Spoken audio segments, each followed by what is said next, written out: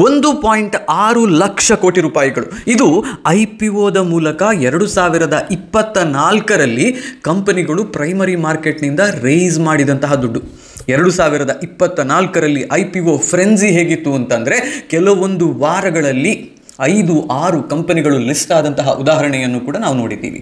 2025ರಲ್ಲಿ ಈ ಫ್ರೆನ್ಸಿ ಕಮ್ಮಿ ಆಗುತ್ತೆ ಅನ್ನುವ ಆಲೋಚನೆಯಲ್ಲಿ ಏನಾದರೂ ನೀವಿದ್ದರೆ ಖಂಡಿತ ಹಾಗಾಗೋದಿಲ್ಲ.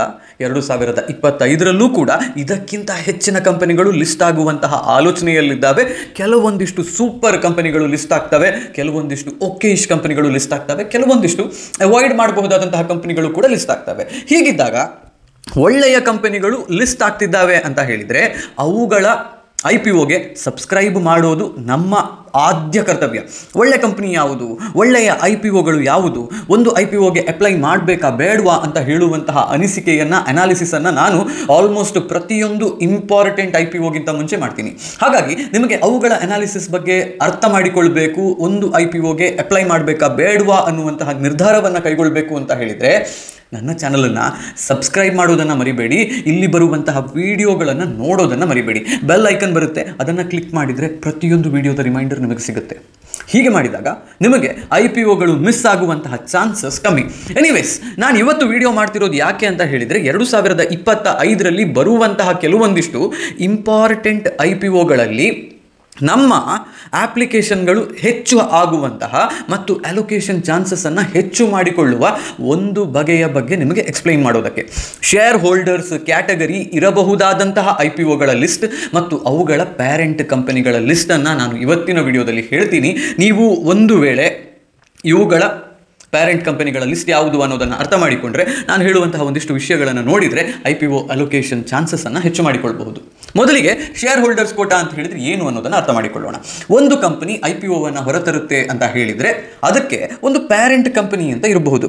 ಫಾರ್ ಎಕ್ಸಾಂಪಲ್, ಈ 2025ರಲ್ಲಿ ಬರಬಹುದಾದಂತಹ ಒಂದು ಸೀರಿಯಸ್ಲಿ ಇಂಪಾರ್ಟೆಂಟ್ IPO ರಿಲಯನ್ಸ್ ಜಿಯೋದು. ಜಿಯೋ ಒಂದು ವೇಳೆ ತನ್ನ IPOವನ್ನು ಹೊರತಂದರೆ ಅದಕ್ಕೆ ಪ್ಯಾರೆಂಟ್ ಕಂಪನಿಯಾಗಿರುವಂತಹದ್ದು ರಿಲಯನ್ಸ್ ಇಂಡಸ್ಟ್ರೀಸ್. ಈಗ ರಿಲಯನ್ಸ್ ಇಂಡಸ್ಟ್ರೀಸ್ನ ಶೇರ್ ಹೋಲ್ಡರ್ಸ್ಗೆ 5% ಅಲೋಕೇಶನನ್ನು ರಿಲಯನ್ಸ್ ಜಿಯೋದ IPOದಲ್ಲಿ ನಾವು ಕೊಡ್ತೀವಿ ಅಂತ ಜಿಯೋದ DHRPನಲ್ಲಿ ಜಿಯೋದವರು ಹೇಳಿದರು. ಅಂದರೆ share holders, existing share holders of Reliance ಅವರಿಗೆ 5%ನಷ್ಟು ಸ್ಟಾಕ್ಗಳನ್ನು ಕೊಳ್ಳುವಂತಹ ಅವಕಾಶ ಇರುತ್ತೆ. ಈಗ ನೀವು ರಿಲಯನ್ಸ್ ಇಂಡಸ್ಟ್ರೀಸ್ನ ಎಕ್ಸಿಸ್ಟಿಂಗ್ ಶೇರ್ ಹೋಲ್ಡರ್ ಆಗೋದು ಹೇಗೆ? ರಿಲಯನ್ಸ್ ಇಂಡಸ್ಟ್ರೀಸ್ನ ಸ್ಟಾಕನ್ನು ಖರೀದಿ ಮಾಡಿ. ಎಷ್ಟು ಸ್ಟಾಕ್ ಖರೀದಿ ಮಾಡಬೇಕು? ಒಂದೇ ಒಂದು ಸ್ಟಾಕನ್ನು ನೀವು ಖರೀದಿ ಮಾಡಿದರೂ ಕೂಡ you will be considered as an existing share holder for Reliance Industries. So simple ಆಗಿ ನಾವೀಗ ಮಾಡಬೇಕಾಗಿರುವಂತಹ ಕೆಲಸ ಏನು? ರಿಲಯನ್ಸ್ ಜಿಯೋದ IPO ಬರುತ್ತೆ ಅನ್ನೋದು ಗೊತ್ತಾದರೆ, ಅಥವಾ ಬರಬಹುದು ಅನ್ನುವ ಸಾಧ್ಯತೆ ಈಗಲೇ ಗೊತ್ತಿರುವ ಕಾರಣ ಒಂದು ರಿಲಯನ್ಸ್ ಇಂಡಸ್ಟ್ರೀಸ್ನ ಸ್ಟಾಕನ್ನು ತಗೊಂಡು ನಮ್ಮ ಡಿಮ್ಯಾಟ್ ಅಕೌಂಟ್ನಲ್ಲಿ ಇಟ್ಟುಕೊಳ್ಳೋದು. ಇದನ್ನು ನಾವು ಮಾಡಬಹುದಲ್ವಾ? ಹೀಗೆ ಬೇರೆ ಬೇರೆ ಯಾವ ಕಂಪನಿಗಳಿದ್ದಾವೆ ಅವುಗಳ ಲಿಸ್ಟನ್ನು ಈಗ ನಾವು ನೋಡೋಣ. ಇನ್ನೊಂದು ಕಂಪನಿ ತನ್ನ IPOವನ್ನು ತರುವ ಸಾಧ್ಯತೆ ಇರುವಂತಹದ್ದು HDB ಫೈನಾನ್ಷಿಯಲ್ ಸರ್ವಿಸಸ್ ಅಂತ ಹೇಳುವ ಕಂಪನಿ.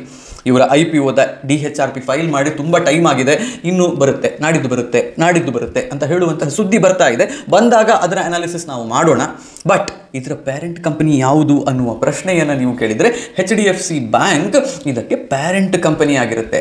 ಶೇರ್ ಹೋಲ್ಡರ್ಸ್ ಕೋಟಾ ಇರುತ್ತಾ ಇಲ್ವಾ ಅನ್ನೋದು ಈಗಲೇ ಗೊತ್ತಿಲ್ಲ, ಬಟ್ ಇದೆ ಅಂದರೆ ಅದಕ್ಕೆ ಪ್ಯಾರೆಂಟ್ ಕಂಪನಿ ಯಾವುದು? HDFC bank. ಇದರ ಒಂದು ಸ್ಟಾಕನ್ನು ನೀವು ಖರೀದಿ ಮಾಡಿ ಇಟ್ಕೊಂಡ್ರೆ, ಇನ್ ಕೇಸ್ HDB ಫೈನಾನ್ಷಿಯಲ್ ಸರ್ವಿಸಸ್ನ IPO ಬಂದು ಅದು ನಮಗೆ ಇಂಟ್ರೆಸ್ಟಿಂಗ್ ಅಂತ ಅನಿಸಿದರೆ ಆಗ ಶೇರ್ ಹೋಲ್ಡರ್ಸ್ ಕ್ಯಾಟಗರಿಯ ಮೂಲಕವೂ ಕೂಡ ನೀವು ಅಲ್ಲಿ ಅಪ್ಲೈ ಮಾಡುವಂತಹ ಅವಕಾಶ ಇರುತ್ತೆ. So what you should do? Buy one HDFC bank stock. Next ತುಂಬ ಇಂಪಾರ್ಟೆಂಟ್ ಆಗಿರುವಂತಹ ಇನ್ನೊಂದು ಕಂಪನಿ ಏತರ್ ಎನರ್ಜಿ ಅಂತ ಹೇಳುವ ಇಲೆಕ್ಟ್ರಿಕ್ 2 ವೀಲರ್ ಮ್ಯಾನುಫ್ಯಾಕ್ಚರಿಂಗ್ ಕಂಪನಿ ತನ್ನ IPOವನ್ನು ತರುವ ಸಾಧ್ಯತೆ ಇದೆ. ಅದೇ ಸಮಯದಲ್ಲಿ ಹೀರೋ ಫಿನ್ಕಾರ್ಪ್ದ ಕೂಡ IPO ಬರುವ ಸಾಧ್ಯತೆ ಇದೆ. ಹೀರೋ ಫಿನ್ಕಾರ್ಪ್ ಮತ್ತು ಏತರ್ ಎನರ್ಜಿ ಎರಡಕ್ಕೂ parent company Hero MotoCorp. Already listed company ಇದು. ಒಂದು ವೇಳೆ ನಮಗೆ ಕ್ವಾಲಿಟಿ ಸ್ಟಾಕ್ ಕೂಡ ಹೌದು. ಇದು highest 2 wheeler selling company in India. ಇದು ಒಂದು ವೇಳೆ ಇವರ ಎರಡು IPOಗಳಲ್ಲಿ, ಏತರ್ ಮತ್ತು ಹೀರೋ ಫಿನ್ಕಾರ್ಪ್ನ IPOಗಳಲ್ಲಿ ಸ್ಟಾಕ್ ಅಥವಾ ಶೇರ್ ಹೋಲ್ಡರ್ ಕ್ಯಾಟಗರಿ ಇದೆ ಅಂದರೆ ಪ್ಯಾರೆಂಟಲ್ ಕಂಪನಿ ಹೀರೋ ಮೋಟೋಕಾರ್ಪ್ ಆಗುತ್ತೆ. ಹಾಗಾಗಿ ಒಂದು ಹೀರೋ ಮೋಟೋಕಾರ್ಪ್ ಸ್ಟಾಕನ್ನು ನಾವು ಈಗ ಖರೀದಿ ಮಾಡಿ ಇಟ್ಕೊಂಡ್ರೆ in case if the IPO comes and it is attractive, shareholder ಕ್ಯಾಟಗರಿಯ ಮೂಲಕವೂ ಕೂಡ ಅಪ್ಲೈ ಮಾಡೋದು ನಮಗೆ ಸಾಧ್ಯ ಆಗುತ್ತೆ. ಇದಾದಮೇಲೆ ಪ್ರೆಸ್ಟೀಜ್ ಹಾಸ್ಪಿಟಾಲಿಟಿ ಅಂತ ಹೇಳುವ ಕಂಪನಿಯ IPO ಬರುವ ಸಾಧ್ಯತೆ ಇದೆ. Prestige estate already listed entity, ಇವರ ಸ್ಟಾಕ್ ಒಂದನ್ನು ಖರೀದಿ ಮಾಡಿ ಇಟ್ಕೊಳ್ಳಿ. ಪ್ರೆಸ್ಟೀಜ್ ಎಸ್ಟೇಟ್ ಯಾವುದು ಅನ್ನುವ ಆಲೋಚನೆಯಲ್ಲಿ ನೀವಿದ್ದರೆ, ಪ್ರೆಸ್ಟೀಜ್ ಅಂತ ಹೇಳುವ ಅಪಾರ್ಟ್ಮೆಂಟ್ಗಳನ್ನು, ಬಿಲ್ಡಿಂಗ್ಗಳನ್ನು ಕನ್ಸ್ಟ್ರಕ್ಟ್ ಮಾಡುವಂತಹ ಬಿಸ್ನೆಸ್ ಹೊಂದಿರುವಂತಹ ಕಂಪನಿ, ಇಲ್ಲಿ ನೀವು ಇನ್ವೆಸ್ಟ್ ಮಾಡಬಹುದು. ನೆಕ್ಸ್ಟ್ ತುಂಬ ಇಂಪಾರ್ಟೆಂಟ್ ಆಗಿರುವಂತಹ, ನನಗೆ ಇಂಟ್ರೆಸ್ಟಿಂಗ್ ಅಂತ ಅನಿಸುವಂತಹ AMC ಒಂದರ IPO ಬರೋದಿದೆ. ಯಾವುದು ಈ AMC? ಕೆನರಾ ರೊಬೆಕೋ AMC ಅಂದರೆ ಏನು? Asset management company. ಕೆನರಾ ರೊಬೆಕೋದು ಮ್ಯೂಚುವಲ್ ಫಂಡ್ಗಳು ಇದ್ದಾವೆ. ಈ ಮ್ಯೂಚುವಲ್ ಫಂಡ್ಗಳ fund house Canara Robeco AMC, ಇದರ IPO ಈ ವರ್ಷ ಬರುವ ಸಾಧ್ಯತೆ ಇದೆ ಅಂತ ಹೇಳ್ತಿದ್ದಾರೆ. ಒಂದು ವೇಳೆ ಇವರ IPO ಬಂದರೆ ಪ್ಯಾರೆಂಟ್ ಕಂಪನಿ ಯಾವುದಾಗಿರುತ್ತೆ? ಕೆನರಾ ಬ್ಯಾಂಕ್ ಆಗಿರುತ್ತೆ. ಕೆನರಾ ಬ್ಯಾಂಕ್ನ ಒಂದು ಸ್ಟಾಕನ್ನು ಖರೀದಿ ಮಾಡಿ ಇಟ್ಕೊಳ್ಳಿ, so that you will be eligible for shareholders category in Canara Robeco AMC. ಇದಾದಮೇಲೆ ಬ್ರಿಗೇಡ್ ಹೋಟೆಲ್ಸ್ನದ್ದು ಕೂಡ IPO ಬರುವ ಸಾಧ್ಯತೆ ಇದೆ.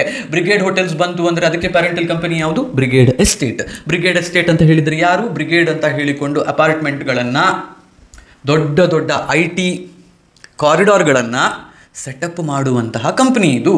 ಇವರ ಒಂದು ಸ್ಟಾಕನ್ನು ಖರೀದಿ ಮಾಡಿ ಇಟ್ಕೊಳ್ಬಹುದು ನೀವು. ಇದೇ ರೀತಿಯಲ್ಲಿ ಇನ್ನೊಂದು ಕಂಪನಿ ಹೆಸರಲ್ಲಿ ಕಾಟನ್ ಇದೆ, ಬಟ್ ಮ್ಯಾನುಫ್ಯಾಕ್ಚರ್ ಮಾಡೋದು ವೆಹಿಕಲ್ಗಳನ್ನು, ಆಟೋಮೊಬೈಲ್ಗಳನ್ನು.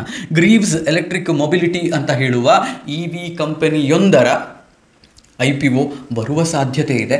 ಬಂತು ಅಂದರೆ ಪ್ಯಾರೆಂಟಲ್ ಕಂಪನಿ ಯಾವುದು ಅಥವಾ ಪ್ಯಾರೆಂಟ್ ಕಂಪನಿ ಯಾವುದು? ಗ್ರೀವ್ಸ್ ಕಾಟನ್ ಅಂತ ಹೇಳುವ ಕಂಪನಿ. ಗ್ರೀವ್ಸ್ ಕಾಟನ್ ಕಂಪನಿಯ ಸ್ಟಾಕ್ ಒಂದನ್ನು ನೀವು ಖರೀದಿ ಮಾಡಿಟ್ಕೊಂಡ್ರೆ, anyway same thing, share holder category ಇದೆ ಅಂದರೆ ಅದರ ಮೂಲಕ ಅಪ್ಲೈ ಮಾಡಬಹುದು. JSW ಸಿಮೆಂಟ್ನದ್ದು ಕೂಡ IPO ಬರುವ ಸಾಧ್ಯತೆ ಇದೆ. ಇದರದ್ದು IPO ಬಂತು ಅಂದರೆ JSW ಗ್ರೂಪ್ನ ಸ್ಟಾಕನ್ನು ಖರೀದಿ ಮಾಡಿಟ್ಕೊಂಡ್ರೆ ಪ್ಯಾರೆಂಟಲ್ ಕಂಪನಿ JSW ಗ್ರೂಪ್ ಆಗುತ್ತೆ. In that case we can go ahead and by JSW group of company stocks. ಇದಾದಮೇಲೆ ಇನ್ಯಾವುದಿದೆ ನಮ್ಮ ಹತ್ರ ಅನ್ನೋದನ್ನು ನೋಡಿದರೆ, I think I have covered everything. NTPC green energy anyway ಬಂದಿತ್ತು, ಅದರದ್ದಾಯಿತು, ಮುಗೀತು ಕತೆ. So NTPC is not something which will look at. So ಇದು ಇವತ್ತಿನ ವಿಡಿಯೋ. ಈ ವಿಡಿಯೋದಲ್ಲಿ ನಾನು ನಿಮಗೆ ಶೇರ್ ಹೋಲ್ಡರ್ಸ್ ಕ್ಯಾಟಗರಿ ಇರಬಹುದಾದಂತಹ ಒಂದಿಷ್ಟು ಕಂಪನಿಗಳು ಮತ್ತು ಅವುಗಳ ಪಾಸಿಬಲ್ IPO ಅಥವಾ ಅವುಗಳ IPOದ ಪಾಸಿಬಿಲಿಟಿಯ ಬಗ್ಗೆ ಹೇಳಿದೆ. ಈ ಶೇರ್ ಹೋಲ್ಡರ್ ಕ್ಯಾಟಗರಿಯ ಲಾಭವನ್ನು ನಾವು ಪಡಿಬೇಕು ಅಂತ ಹೇಳಿದರೆ ಯಾವ ಕಂಪನಿಯ ಸ್ಟಾಕ್ ನಮ್ಮ ಹತ್ರ ಇರಬೇಕು ಅನ್ನೋದನ್ನು ಕೂಡ ಹೇಳಿದ್ದೆ. ಈ ವಿಡಿಯೋ ನಿಮ್ಗೆ ಇಷ್ಟ ಆಯಿತು ಅಂತ ಯೋಚನೆ ಮಾಡ್ತೀನಿ. ಇಷ್ಟ ಆಗಿದ್ದರೆ ದಯವಿಟ್ಟು IPO ಫ್ರೆಂಡ್ಸಿ ಇರುವಂತಹ ನಿಮ್ಮ ಸ್ನೇಹಿತರ ಜೊತೆಯಲ್ಲಿ ಈ ವಿಡಿಯೋವನ್ನು ಶೇರ್ ಮಾಡಿ. ಒಂದಿಷ್ಟು ಜನ ಸಬ್ಸ್ಕ್ರೈಬರ್ಸ್ ಹೆಚ್ಚಾದರೆ ನನಗೆ ಲಾಭ ನನಗೆ ಬರುತ್ತೆ, ನಿಮಗೆ ಹೆಚ್ಚಿನ ಕಂಟೆಂಟು ಕೊಡುವ ಕಾರಣ ಆ ಲಾಭದ ಒಂದು ಭಾಗ ನಿಮಗೂ ಕೂಡ ಸಿಗುತ್ತೆ. ಸೊ ಹಾಗಾಗಿ ಐ ಬಿ ವೆರಿ ಆನೆಸ್ಟ್, ದಯವಿಟ್ಟು ಈ ವಿಡಿಯೋವನ್ನು ಬೇರೆಯವ್ರ ಜೊತೆಗೆ ಶೇರ್ ಮಾಡಿ. ನಿಮಗೆ ಈ ವಿಡಿಯೋ ಇಷ್ಟ ಆಗಿದ್ದರೆ ಲೈಕ್ ಮಾಡಿ, ಕಮೆಂಟ್ ಮಾಡಿ. ಹೋಗಿ ಬರ್ತೀನಿ. ನಾನು ನಿಮ್ಮ ಆಶೀಶ್ ಸರಡ್ಕ.